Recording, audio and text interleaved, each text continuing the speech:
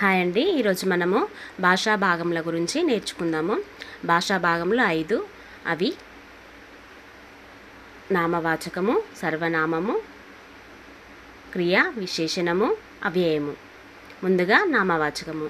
నామవాచకం అనేది పేరును గురించి తెలియజేస్తుంది. ఉదాహరణకు రాజు, శివ, శ్రావణి, రఫీ, సుల్తానా, శిరీష, కరీంనగర్, ఆదిలాబాద్, ఈ విధంగా. రెండవది సర్వనామము. సర్వనామము అనేది పేరుకు బదులుగా దీనిని ఉపయోగిస్తారు.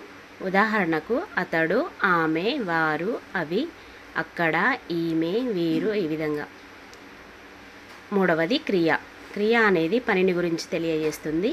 ఉదాహరణకు వెళ్ళారు, వచ్చారు, చూశారు, ఎక్కారు, తిన్నారు, వచ్చాడు, ఈ విధంగా.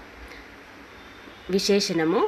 విశేషణము అనేది నామవాచకం యొక్క గుణాన్ని తెలియజేస్తుంది.